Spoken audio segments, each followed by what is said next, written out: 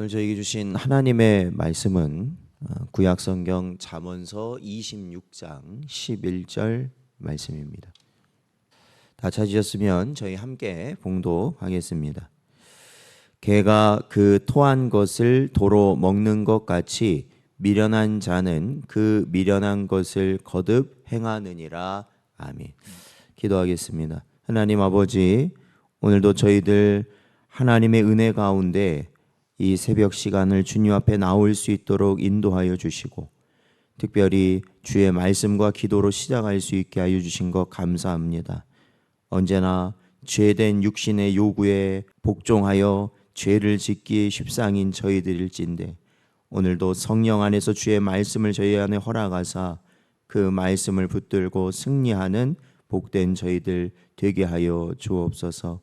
간절히 바라오며 예수님의 이름으로 기도하옵나이다. 아멘.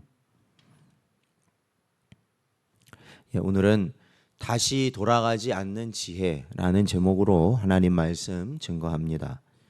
오늘 본문 말씀을 보면서 아마도 조금이라도 이 상상력이 풍부하신 분이라면 본문의 첫 부분에서 이 토한 것을 도로 먹는다는 말씀을 읽으며 심한 어떤 역겨움 같은 걸 느꼈을 수도 있습니다. 왜냐하면 아무리 좋은 음식, 그러니까 우리가 아무리 맛있는 음식이라 할지라도 일단 우리가 한번 씹어 삼켜서 우리 안에 들어갔다가 다시 밖으로 나온 이후에는 사실은 그게 이제 위에 한번 거쳤기 때문에 한번 이제 그 굉장히 역겹습니다. 그러니까 우리가 간혹 속이 안 좋아서 토할 때 보면, 그렇죠? 체했을 때 토하는 경우들이 있잖아요. 그러면 속에 있는 것이 올라올 때 얼마나 그것이 뭐 냄새도 그렇고요. 굉장히 그게 이 토사물이 굉장히 역겹게 하는 그러한 것을 우리는 경험하는데요. 그러니까 굉장히 이게 막 더럽다는 것을 우리가 본능적으로 알게 되는 것입니다. 그런데도 이 개와 같은 짐승이 그 토한 것을 도로 먹는 것은 본시 개란 짐승에게는 이 깨끗하다거나 더럽는 감각이 없다라는 겁니다. 그러니까 이제 지금은 이제 환경이 바뀌고 먹는 것도 주인이 특별히 정해주니까 그런 게 별 이렇게 없는데, 예전에 개를 이렇게 키워보면은 개들이 간혹가다 토하는 경우들이 있잖아요. 그러면 그거를 다시 먹습니다. 별 그 혐오감이 없어요. 그냥 다시 먹는다는 거죠. 바로 그런 얘기입니다. 따라서 미련한 자가 이 미련한 것을 거듭하는 행위를 이러한 개의 모습에 비유한 것은, 미련한 자 역시 죄에 대해 더러움을 느낀다거나 혐오감을 느끼는 감각이 없다라는 것을 오늘 말씀은 우리에게 보여준다라는 겁니다. 즉 알코올이나 마약 중독자가 다시 술과 마약에 손을 대는 것처럼 이 미련한 자 역시 죄에 대한 더러움의 감각이 없기 때문에 서로 일시적으로 자신의 행위에 대해서 후회하고 자책하는 것처럼 보이긴 하겠지만 결국 다시 그 더러운 행위로 돌아가게 된다라는 말씀인 거죠. 그리고 이렇게 다시 죄악으로 돌아가면 처음의 상태보다 훨씬 더 나빠지는 것을 보여줍니다. 그렇기에 이러한 자들은 마침내 자신의 죄에 대해 혐오감을 갖기보다는 오히려 더욱 이 뻔뻔한 모습으로 죄악을 거듭하며 같은 죄를 저지르는 사람을 두둔하기까지 하는 겁니다. 그렇다면 이처럼 죄악 가운데 있는 자를 하나님께서는 어떻게 처리하시겠는가라는 것이죠. 저희들이 항상 말씀을 통해서 그 죄를 짓는 것을 경계하는 것이 우리 성도에게 있어서는 인생의 가장 큰 목표라고 제가 말씀드리지 않았습니까? 이 죄를 짓지 않는 것에 모든 것을 힘써야 된다. 모든 것을 집중해야 된다라는 겁니다. 왜 그러냐면 하나님께서는 어떠한 것이라도 그 죄가 우리가 보기엔 아무리 티끌만한 죄라 할지라도 그것을 경멸하시기 때문에 그렇습니다.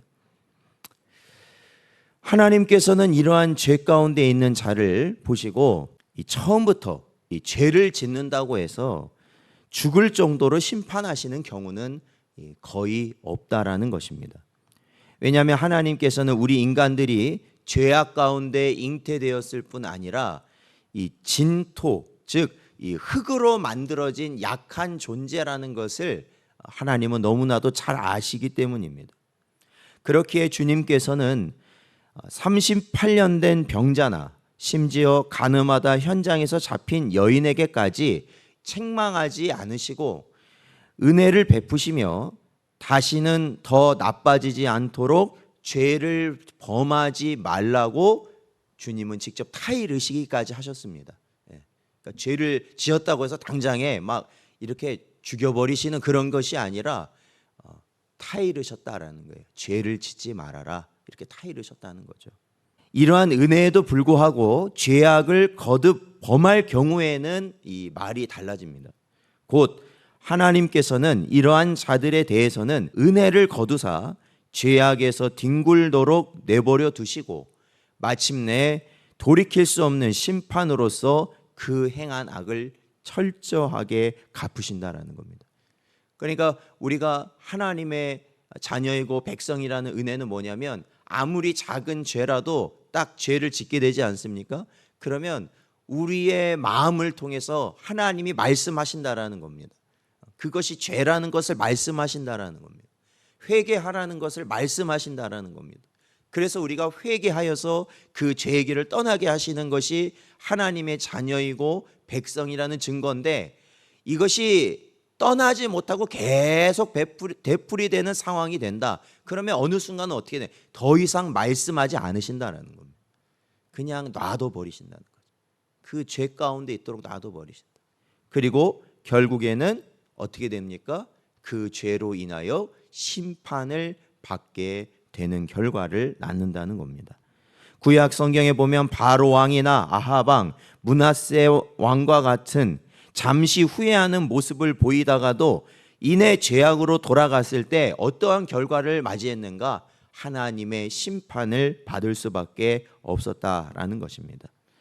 베드로후서 2장 22절 말씀을 보면 참된 속담에 이르기를 개가 그 토하였던 것에 돌아가고 돼지가 씻었다가 더러운 구덩이에 도로 누웠다 하는 말이 그들에게 응하였도다라고 기록하고 있습니다. 따라서 성도 여러분, 돼지나 양은 돼지, 그렇죠? 돼지와 같은 짐승과 양은 같은 웅덩이에 빠지더라도 양은 곧 나와서 그곳을 멀리 하겠지만 돼지는 도로 그 더러운 웅덩이에 뒹군다는 사실을 기억하셔야 한다는 겁니다. 죄악된 생각과 말과 행동이라면 그것이 아무리 사소한 것일지라도 반드시 떠나야 합니다. 반드시 떠나야 돼요. 반드시 떠나는 것이 지혜입니다. 영원한 멸망을 피할 수 있는 지혜가 바로 거기에 있다라는 것입니다. 그리하여 서로 우리가 이 땅을 살아가면서 잠깐의 실수로 죄를 범하게 될지라도 우리는 어떻게 해야 됩니까? 아픈 심령으로, 통회하는 마음으로 하나님께 회개하며 다시는 같은 죄악을 저지르지 않도록 우리는 힘써야 한다라는 겁니다.